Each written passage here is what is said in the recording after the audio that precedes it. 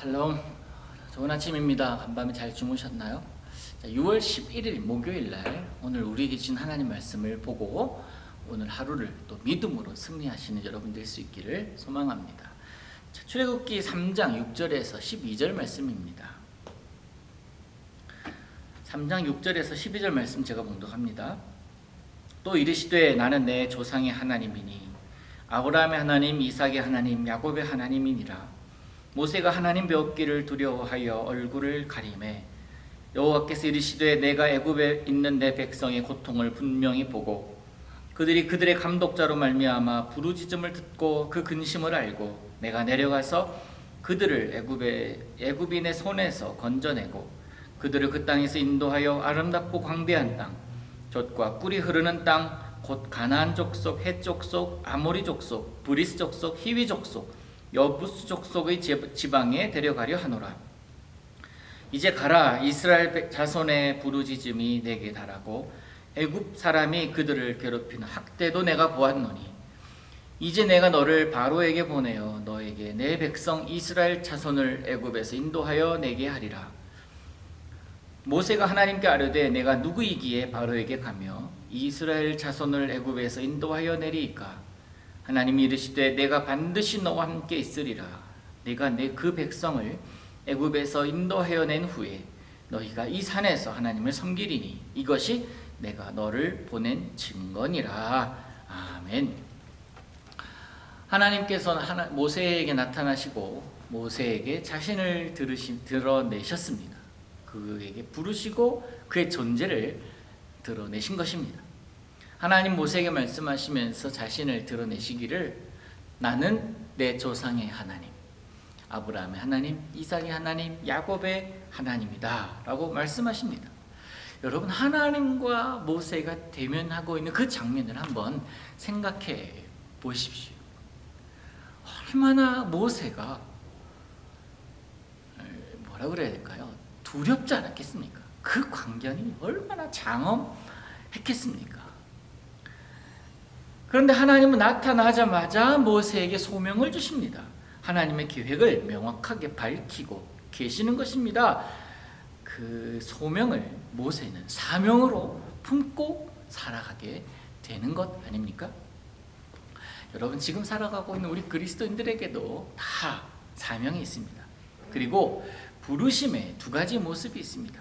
악으로 가득한 세상에서 하나님을 알도록 부르신 부르심이 있습니다. 또 하나는 그 부르심의 뜻을 깨달아서 이 세상에서 하나님의 뜻을 행하는 자로 보냄을 받는 것. 첫 번째가 뭡니까? 하나님의 뜻을 아는 것. 두 번째가 뭡니까? 하나님의 뜻을 행하도록 보내시는 그 부르심의 뜻을 깨닫는 것이죠. 크게 보면 하나님의 부르심 하나이지만 그 부르심에는 분명한 목적이 있습니다. 나를 변화시키십니다. 그리고 나를 통해서 세상을 변화시키시는 것. 모세에게 주신 사명은 이스라엘 백성들을 애굽 사람들의 손에서 건져내어서 하나님께서 그들에게 약속하신 땅, 젖과 꿀이 흐르는 땅, 그 땅으로 인도하고 그 땅을 차지하게 하는 것이었습니다. 이 말씀을 하시면서 하나님은 이스라엘 백성들이 고통받고 있는 것을 내가 다 안다. 그들의 간구, 그들의 부르짖음을 들었고 또 그들의 감독자들, 그들이 가혹하게 하는 것도 다 보았다라고 말씀하십니다.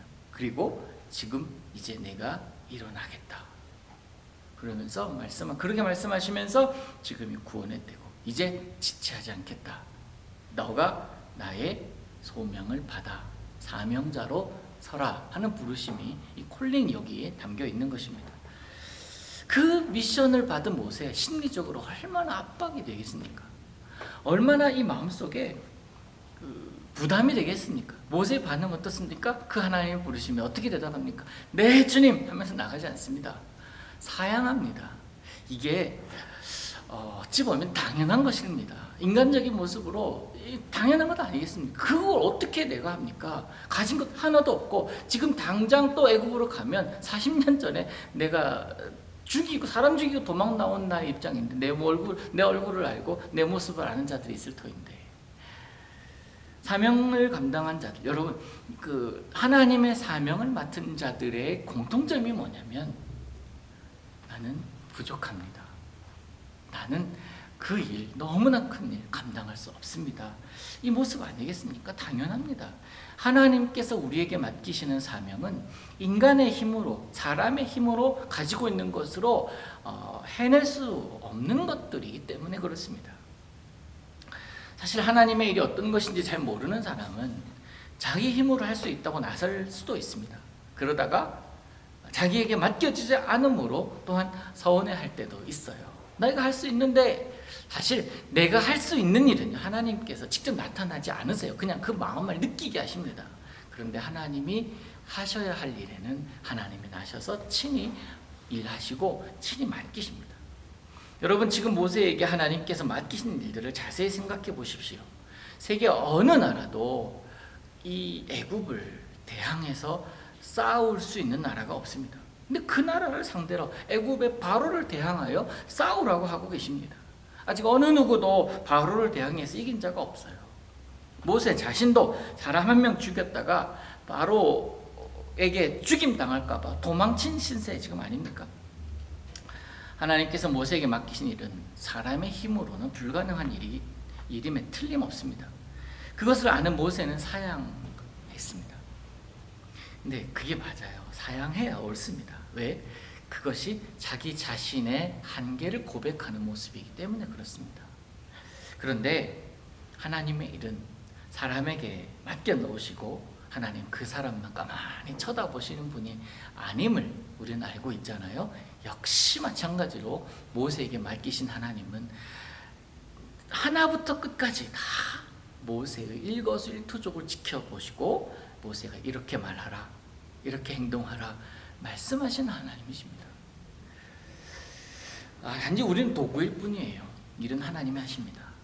여전히 모세가 태어날 때부터 하나님은 모세와 함께 하셨습니다. 이게 내일 함께 나눌 샤켄 하시는 하나님이라는 것인데요. 내재하시는 하나님, 존재하시는 여호와 하나님, 그 하나님을 이제 철저하게 의지하고 철저하게 하나님 바라보고 모세는 살기 시작합니다. 그리고 모세를 통해 하나님은 위대한 일을 행하기를 시작하시는 겁니다. 여러분, 그렇게 하나님께서 모세의 하나님이 되어주시고 이스라엘의 하나님이 되어주셨다. 그 증거가 뭐냐라고 물어본다면 오늘 본문 마지막에 나오잖아요. 그것이 내가 너를 보낸 증거니라 하는 말씀이 나오잖아요. 뭡니까? 이 산에서, 지금 너와 내가 만나고 있는 이 산에서 이스라엘 백성들이 나와서 이곳에서 나를 생각하고 나를 예배할 것이다. 너 이 순간 볼 것이다. 그것이 증거가 될 것이다 라고 하나님은 말씀해 주십니다. 여러분, 우리는 하나님의 도구입니다. 그리고 그 도구를 하나님 만들어 놓고 쓰임받게 해놓고서 내팽개치는 분이 아니십니다. 함께 하시는 분이십니다. 그래서 하나님의 도구로 우리는 살아가게 되는 것 아닙니까? 오늘도 하나님의 거룩함을 나타내고 하나님의 이름을 높이는 그런 도구로 살아가시는 여러분들 수 있기를 우리 예수님 이름으로 축복합니다.